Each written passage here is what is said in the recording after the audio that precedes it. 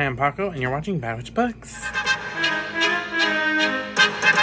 guys, today we're going to be going over my July wrap-up. It is already the end of July. It is the last day of July, and now we are doing the wrap-up. I did not read a lot this month. It has been a very, very slow reading month. For me, if I did not read 2 mangas, I think I would have read 4 or 5 books this month, so it's just been a really, really, really slow reading month for me. But we're hoping that we're going to kick it in the next month, so we're going to stay to ourselves. And yeah, so we're going to get to Statistic Paco. Stats Paco here. So, in the month of July, I read 7 books, about 446 pages read, 62 hours listened, average rating was a 3.9. I had 2 rereads, 2 diverse reads, and 2 series started, 4 audiobooks, 2 ebooks, and 1 mixture. Is about the statistics of the month. I had a really slow physical reading month. I really didn't really read anything physically, mainly listen to audiobooks, and I read some ebooks. So that's really what it was. But yeah, so that is Statistic Paco, and now the other Paco's going to review everything for you. Okay, that was Stats Paco. Now we're going to go over the reviews. The first 2 books I'm going to talk about were the 2 mangas I read. I am getting back into my Yu-Gi-Oh era. Me and my brother have been watching the anime, and which you guys will I'll talk about in my which you already heard me talk about in my monthly reset. But I did read Yu-Gi-Oh! GX Volume 1 and 2. I do not know the author's name, but here they are. There's Volume 1, and there's Volume 2. But these are, it takes basically like an alternate timeline of the Yu-Gi-Oh! GX series, and it's fun. I've read like Volume 3. Me and my brother had Volume like 3 and 4 when we were younger, and we read those when we were growing up. But I never like went back and read the whole thing, so that's the goal.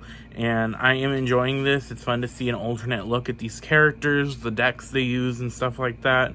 And it's fun. So I'm giving these both like 3 stars.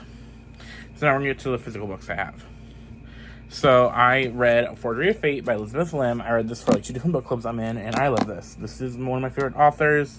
I love Elizabeth and Lim. This is a Beauty and the Beast, Howl's Moving Castle inspired fantasy novel. It is about our girl. I read this at the beginning of the month. Tru Yen. She is a painter, and she can kind of paint the future. And she is trying to, after her father goes missing, take care of her family. Even though her mother has a gambling problem, she's trying to take care of her mother and her sisters.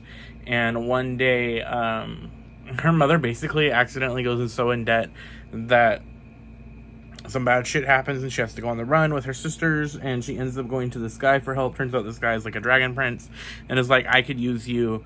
And they go underwater for a magical adventure and stuff like that. And it's really good. It's really great. High key recommend if you love whimsy, if you love fantasy, if you love like cute little romance. This is it. I was eating this up. I love Elizabeth Lim. This is like 4.5 stars. The next book I have was Forget Me Not by Julie Soto. This was a cutesy little romance book about a wedding planner and her ex-boyfriend florist, who are then put together to work on the biggest wedding of her life. It's like a celebrity wedding. This takes place in Sacramento, my hometown, so I really like that, to read something that takes place here. And this is really cute. This is my second romance novel by Julie Soto. I've read 3 of her books now, and I think I enjoyed this more than Not Like Another Love Song.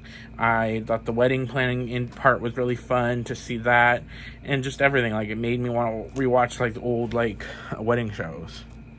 So this is really cute, and I am a sucker for second chance romance. It's one of my favorites. So I gave this about 3 stars.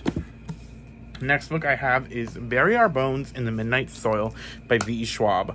Oh my god, this book. Okay, this is the top book of the month. 5 stars.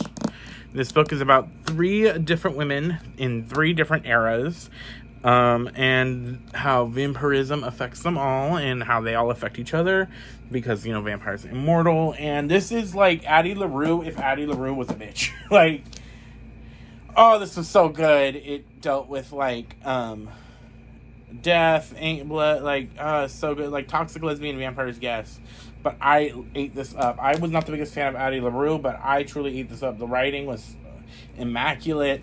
The characters were really fun. Sabine, even though she was evil and scary and toxic as hell, I was like eating up her chapters.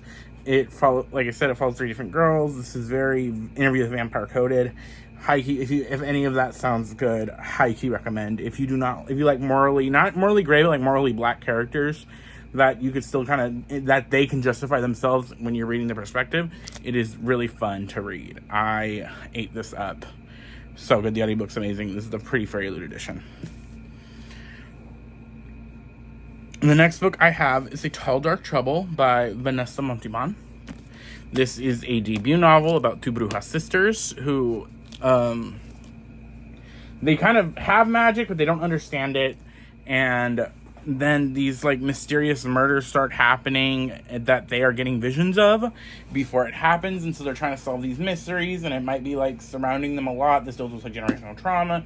This deals with like being Cuban, because they're two Cuban sisters living in Miami. It deals with like some of the stuff about Cuba, and this was really good. I was not loving it the whole way, but then the second half ate it up. There's a part specifically in the end where I was like, it's so good. If you like messy families, if you like generational trauma, if you like badass Brujas sisters, this is really fun to read.